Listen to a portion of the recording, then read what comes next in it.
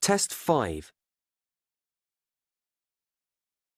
You will hear a number of different recordings, and you will have to answer questions on what you hear.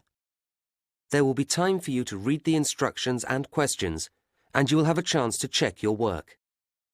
All the recordings will be played once only. The test is in 4 sections. Write all your answers in the listening question booklet. At the end of the test, you will be given 10 minutes to transfer your answers to an answer sheet. Now turn to Section 1.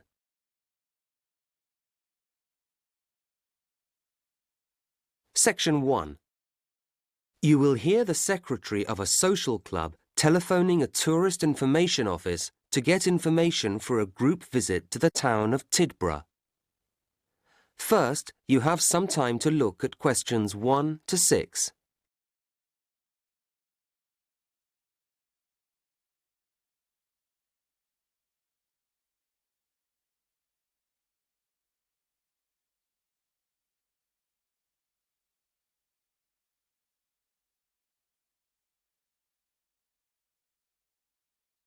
You should answer the questions as you listen, because you will not hear the recording a second time.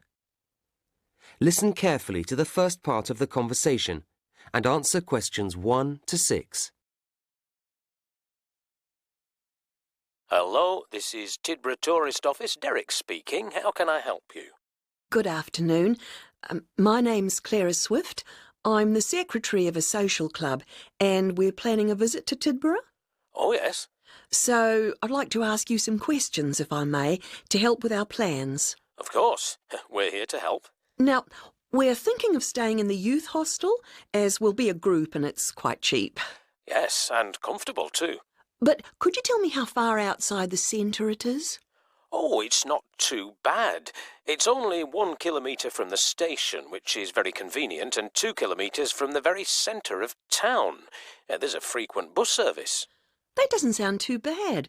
Actually, I've tried phoning them but had no reply. Ah, you can check out everything you need to know if you go to www.cheapstay.com. That's their own site. It's quite new. And you could email them with your requirements directly from it. Oh, that sounds good, thank you.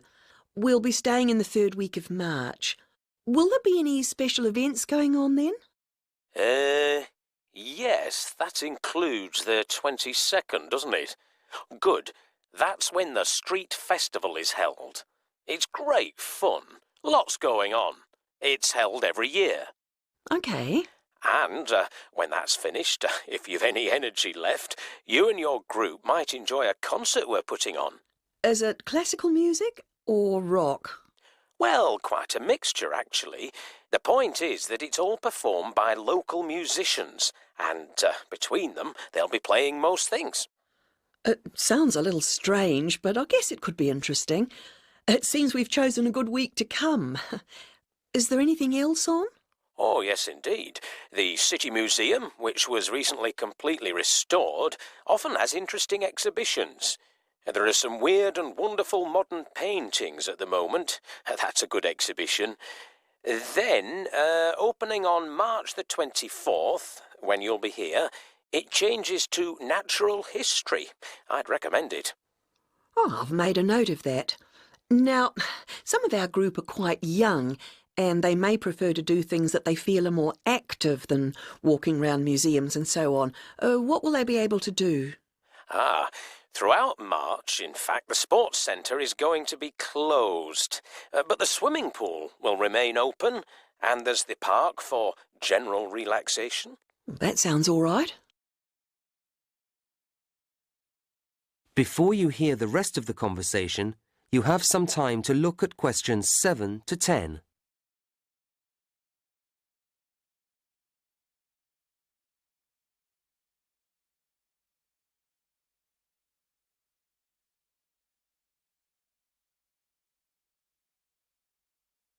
Now listen and answer questions 7 to 10.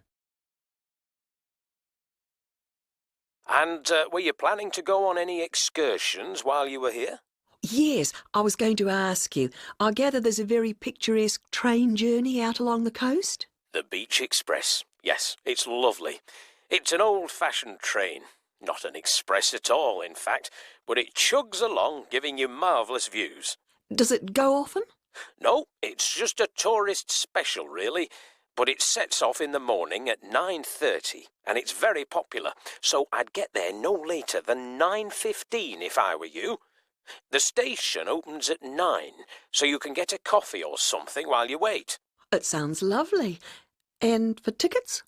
Well, as I say, it may be crowded at the station, so it's probably more convenient to get them beforehand from us at the tourist office. The youth hostel may sell them too. You'd have to check that. OK, I will, thanks. How much are tickets? £5, although students get 20% off, and if there are more than 10 of you travelling together, you get 15% off, so it's very reasonable. Yes, that's not too bad. And is it a long ride? Not really. I think it's about 3 hours actually in the train. You'll be back for lunch about 4 hours later. It stops twice for half an hour so you can stretch your legs, have a little stroll on one of the beaches. I see. Well, you've been very helpful. Thank you. Not at all. I hope you enjoy your visit. Contact us any time. That is the end of section 1. You now have half a minute to check your answers.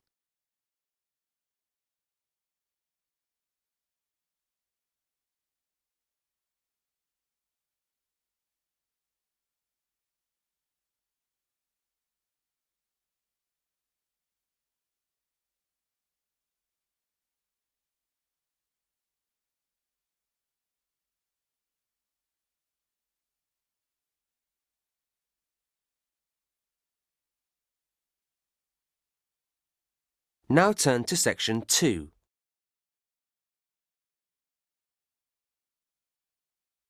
Section 2. You will hear a director of Hawkins, a large department store, giving an introductory talk to a group of temporary staff on their first day at the company. First, you have some time to look at questions 11 to 13.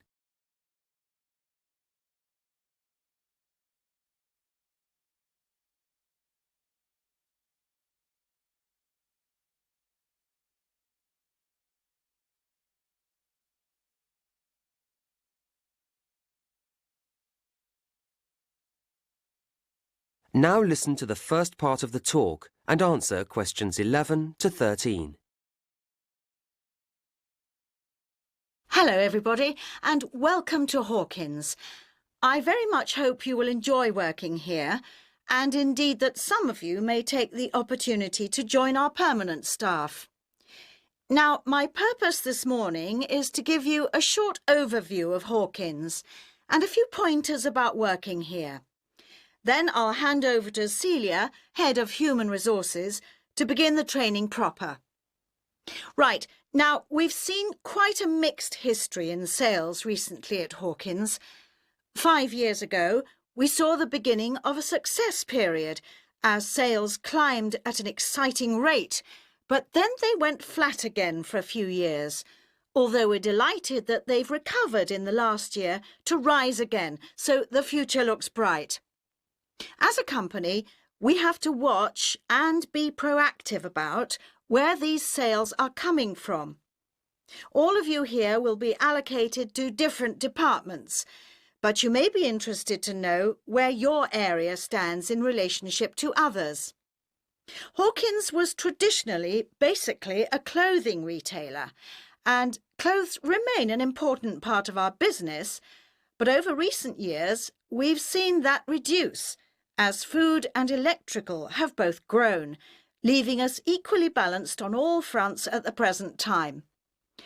This is a situation we'd be pleased to maintain, although the general increase in food spending is predicted to affect all major players in our sector. Well, that's us. What about you, as temporary staff? Where do you fit in? Any business that operates in a changing climate must rely heavily on contributions from a flexible proportion of its staff, and Hawkins is no exception. Last year, we recruited temporary staff into every department. And this year, we've done that again, actually increasing the numbers. And we expect to take on an even higher proportion next year. So you'll be playing an important part in our success. Before you hear the next part of the talk, you have some time to look at questions 14 to 19.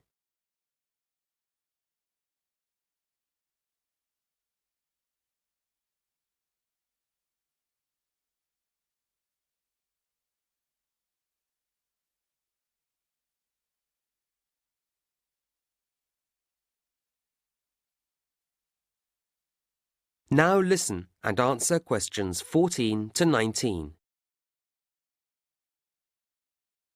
We regard the Hawkins approach to the retail business as something special.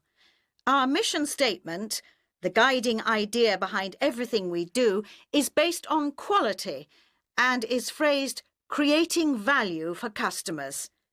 And this belief applies to every customer and every purchase, however large or small.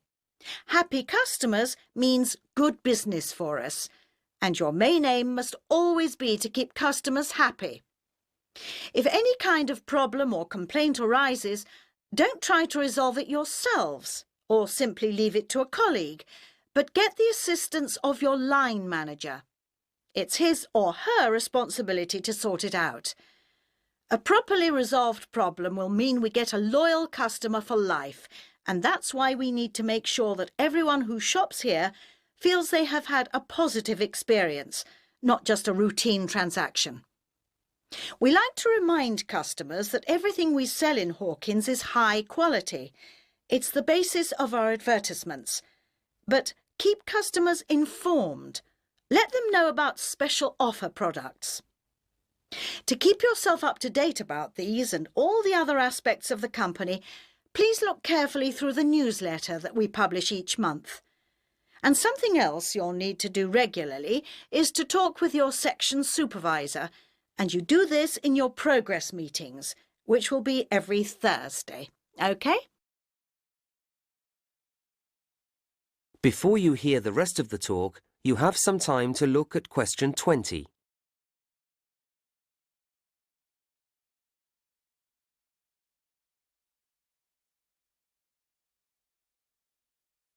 Now listen and answer question 20.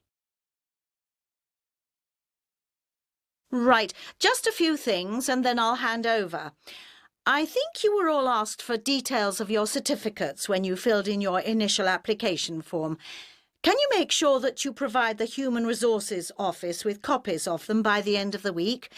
There's a pile of information videos on the table at the back there, and I'd like you to take one each. And please make sure you watch it carefully when you get home this evening. It contains lots of important facts and advice. Will you also pick up your security pass by the end of the day from the office on the 4th floor, as you'll need it to get in tomorrow? Don't forget you'll need it to obtain your staff discount when you make any purchases. OK, that really is it from me, so now, Celia, if you'd like to take over. That is the end of section 2. You now have half a minute to check your answers.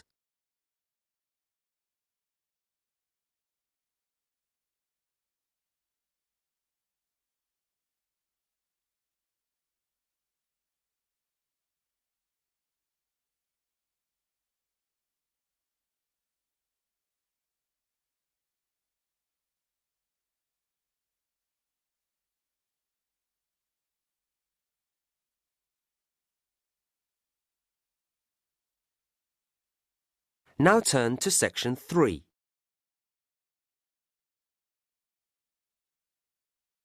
Section 3.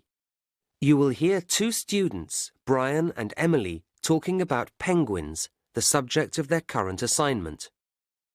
First, you have some time to look at questions 21 to 24.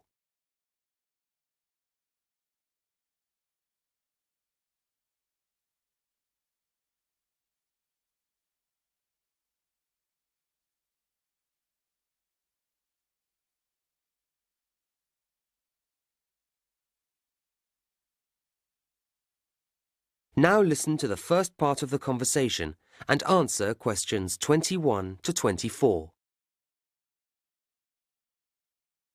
So, Brian, how have you been doing with your reading on penguins? Not too bad, Emily. And you? Yeah, okay. I hadn't realised there were so many differences between the various types of penguin. No, nor had I. Anyway, I started with the Gen 2. And me with the rockhopper. And it turns out they're rather cautious. Not scared of swimming, I trust. Oh no, but they don't like going about at night. Scared of the dark, I suppose. And if they're climbing over some rocky landscape, they'll only jump if they have to. And even then they'll look carefully down and spend time deciding whether to or not. Is that common? I don't think so. The rockhopper will have a quick look if it's somewhere they haven't dropped down before, but they don't seem timid. In fact, they're pretty determined, and if they're trying to get up somewhere, they grip onto the stones with their slightly hooked bills, as well as their nails when the surface gets very steep. Nothing stops them. Interesting. Because the other type I looked into, the Magellanic, tend to stick to the beach rather than going inland. So you see them walking along with their flippers at their sides or a bit forward. If they come across something they haven't seen before, they cock their head first to one side, then the other, peering out of each eye in turn, as if they don't quite believe anything until they've double-checked it. And then, when they call to each other about anything, they arch their backs strangely first, before making a very loud noise indeed. Oh, because the king penguin stands very upright when it calls. And they have the longest flippers, which they hold towards the ground, as if they're worried about falling over. But it's quite dignified too. I think they're my favourite type. Uh-huh. Now you have some time to look at questions 25 to 27.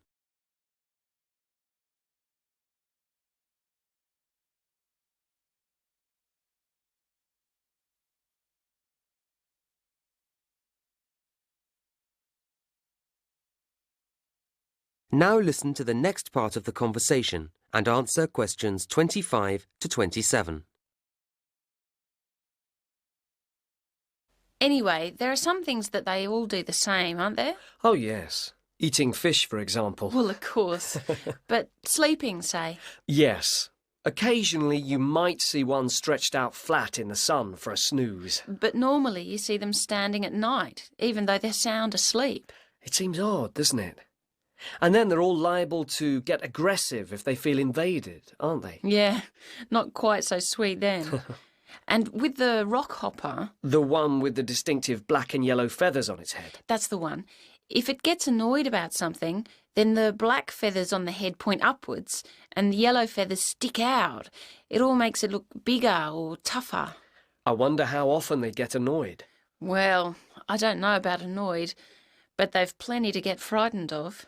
They've got predators in the water and on land, well, in the sky anyway. Oh, yes. The great skewer bird. It's after the eggs. So the penguins have to keep a careful watch for the skewer all the time, especially when they're nesting. They can spot the white patches in its wings, can't they, as one flies over? Yes, and then they sit very closely on the eggs to protect them. Not an easy life, really. No. Now you have some time to look at questions 28 to 30.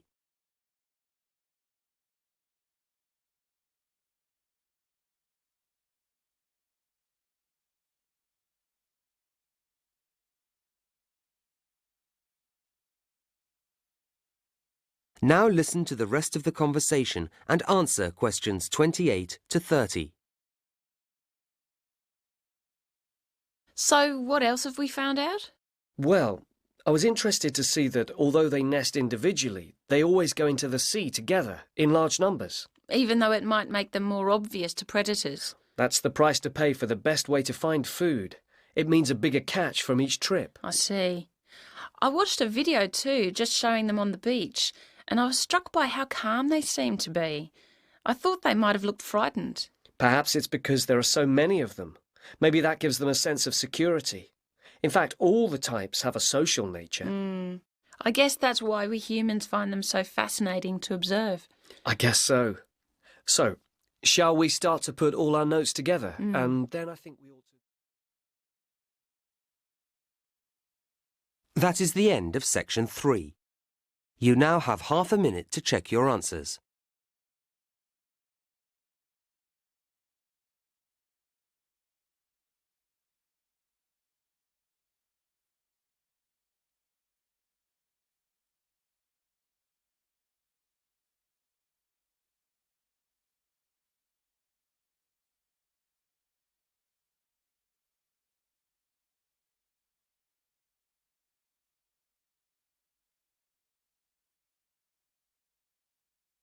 Now turn to section 4.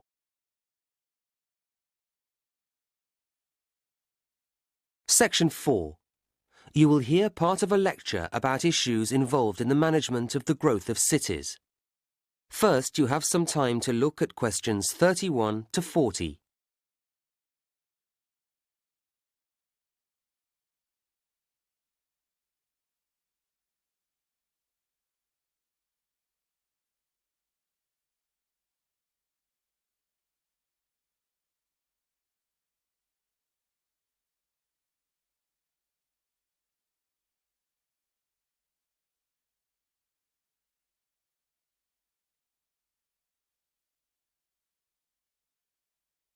Now listen to the lecture and answer questions 31 to 40. Now, a key issue in the ability of cities to grow is the question of housing. However, quality is as important as quantity here. But that isn't to say that this is easy to guarantee, and the development, or at least the spread, of many modern cities is marked by the sprawl of slum or shantytown housing. Governments are, of course, keen to address this, but the tendency to demolish them has often proved disastrous, as it doesn't solve the problem unless satisfactory replacements are ready for the inhabitants. What I'm saying is that suitable housing projects have to be lined up to accommodate these otherwise displaced people. And suitable is the key word here. All too frequently, there isn't real consultation, only token gestures. If the residents aren't fully involved, they are unlikely to find the resulting development appropriate to their needs. People need to feel reasonably independent, and strategies for providing accommodation schemes work much better if an approach rooted in self-help is applied.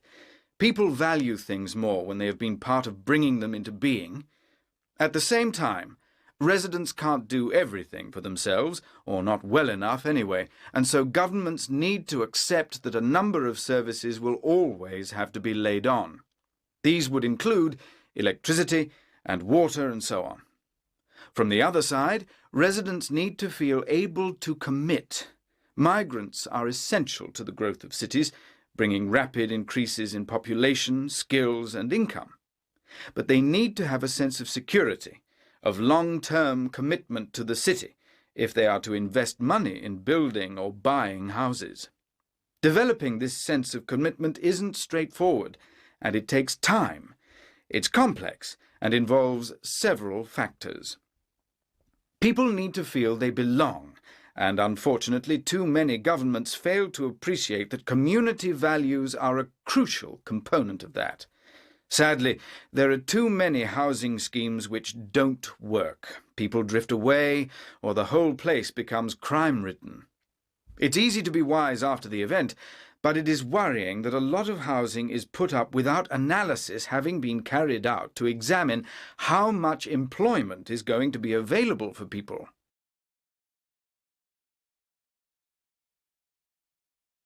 But I don't want to labour the negatives too hard. Such difficulties as there are challenges, and challenges that can be, and often are, overcome. And cities are, I believe, a good thing. Urbanisation, the process of developing cities and the societies that comprise them, may not be everyone's dream, but it has a huge impact on the economy, and also benefits each and every person's freedom. Furthermore, the sheer volume of people means that work can be differently distributed. In villages, people need to be multi-skilled in order to be autonomous, but in cities, You can see the evolution of a variety of specialist activities, and this means people live in a more sophisticated way. It's not only tangible phenomena. There are all sorts of other equally important benefits too. Residing in cities brings us face to face with many different ways of thinking or going about things, and this increases our degree of understanding, something which is hard to measure in scientific terms, but which surely makes better people of us all. Right, well, now I'd like to turn our attention to the suburbs. That is the end of section 4. You now have half a minute to check your answers.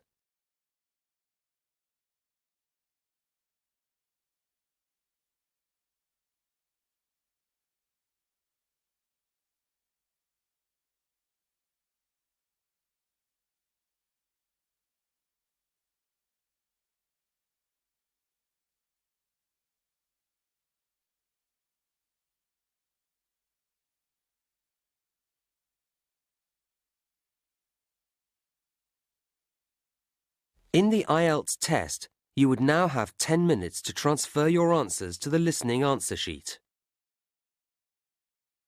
That is the end of Test 5.